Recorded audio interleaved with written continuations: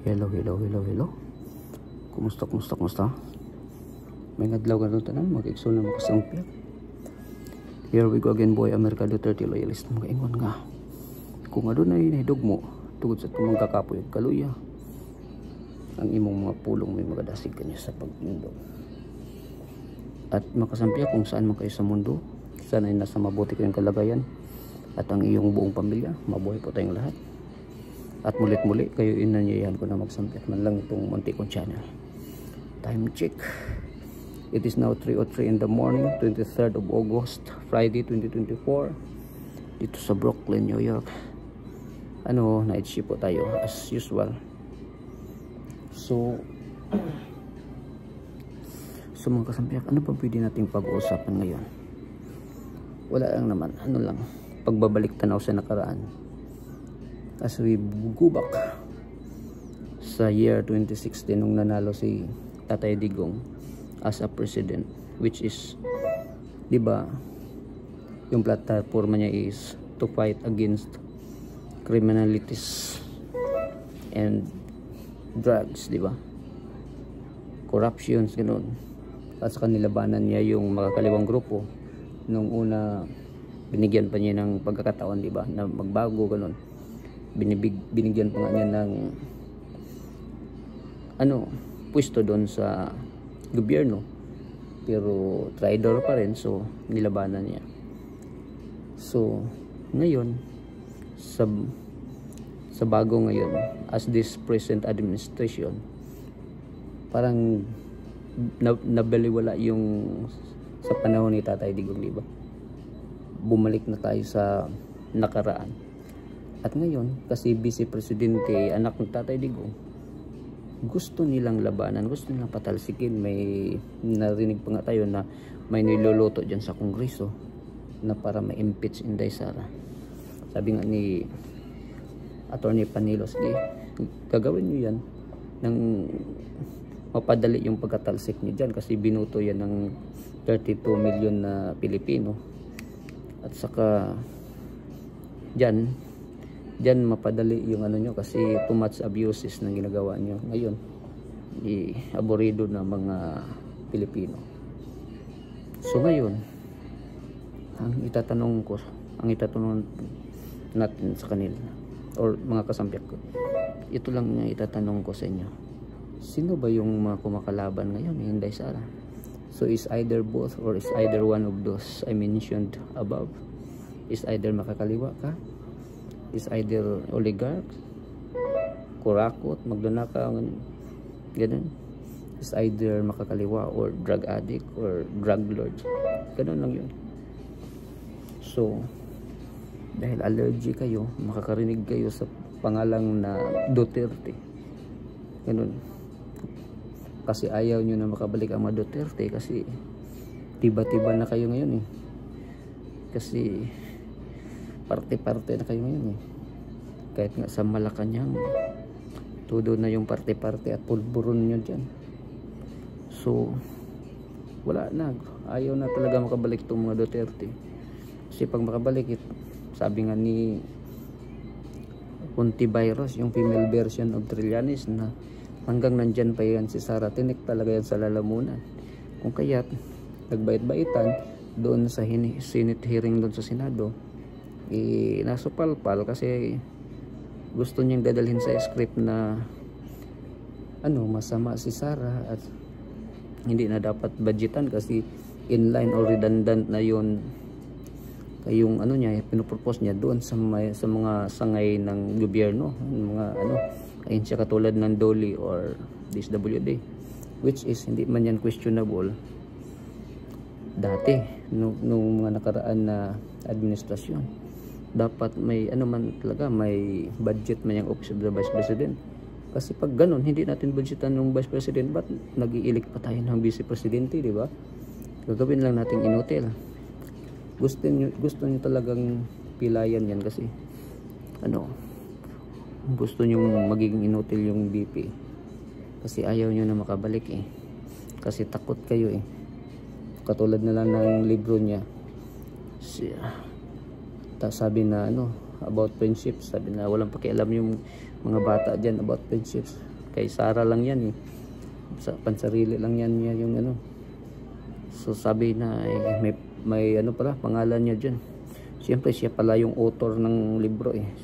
Normal lang man yan na nandyan yung pangalan mo. Pag ikaw yung author ng libro na yan eh, alam nga naman eh pangalan mo sa iba. At saka gusto nilang ano, sasabihin na mamasamain nila may pangalan ni Sara dyan, saka politiko siya, so ma-politicize yan. Tayo yung nagpo-politicize in the beginning. Tingnan nyo yung mga ayuda-ayudan, yung mga unprogram nyo dyan sa gobyerno, diba? Tingnan nyo pag bawat may ayuda, may mga mukha nyo pa. At saka ay pag-usapan lang natin yung ano, ba't hindi nyo question dyan sa Senado or diyan sa Kongreso yung malaking pasabog ni Cathy Binag about pulburon videos ng mga ano, ng mga Voltes 5, diba? At saka dyan sa Malacanang party-party na kayo dyan, walang nag-question. Tapos wala din nag-question nung half a day or lesser yung sa Sunan, yung ginastos niyang 20 million na busog kayo, linamon nyo na. At saka yung ano 1.4 billion a day na ano flood control program nyo na wala namang makikitang ano project. Ano ba yan? Sobra pa sa ghost project yan kasi tingnan nyo, walang makikita, pero 1.4 billion a day. Wala na talagang patunguhan ang gobyernong to. Tatanungin ko kayo, is either makakaliwa kayo, drogista kayo, or saan kayo dyan? Kasi ngayon combine na kayong lahat. At saka yun, lumabas na yung line up ng mga senatorial for 2025 na inilabas ni Amy Marcos. Okay lang yan, dyan na kayong lahat kasi huwag kayong mag-ala sa 2025. Sabay-sabay kayo sa inidoro na i-flash. Jackpot na lang kayo pag may makapasok kayo yung isa o dalawa dyan. Pero siguro papasok si Manny Pacquiao dyan. Pero ito yung sasabihin ko sa inyo, ang mga kasampiak. So, sino yung i-endorso ng mga Duterte? Vote straight tayo kasi kailangan natin ng numero dyan sa ano, sa Senado eh.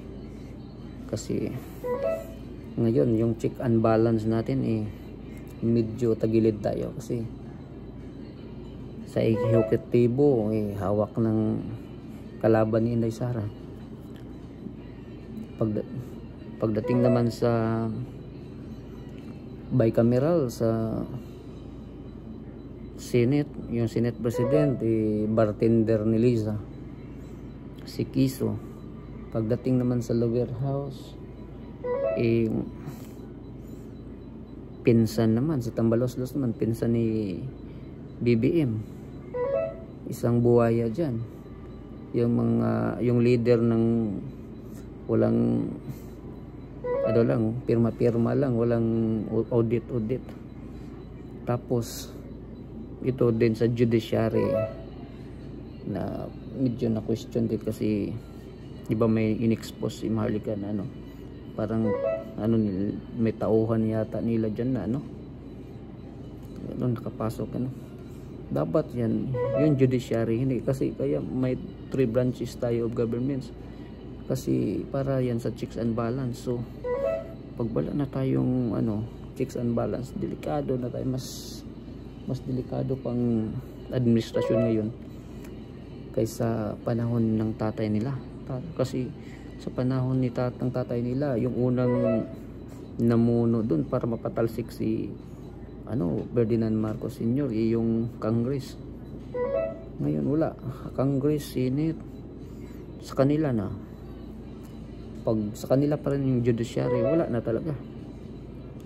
So ito yung nakakatakot. Saka yung mga namumuno dyan sa ehekutibo at sa mga cabinet members nila inakusahan na kasamahan sa mga Voltes 5. So mag Mighty Morphin power of ano na, power of pulburo na silang lahat. So yan yung delikado dyan. Kung kaya magbaka one day magiging zombie na lahat ng nasa Malacanang at saka sa Congress. So wag nating pentulutan yung ganyan mga kasambiak. Dapat tayo ay lalaban sa mga ganyan. Ngayon gusto na nilang mapatalsik si Inday Sara. Sige, try to test the waters. Tingnan lang natin ng magkasubukan. At sa mga kasampiak, dyan lang, dito lang muna tayo kasi wala tayong munang pag-usapan ngayon.